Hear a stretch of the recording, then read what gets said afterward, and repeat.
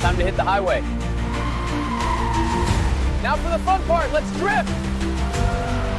That felt amazing!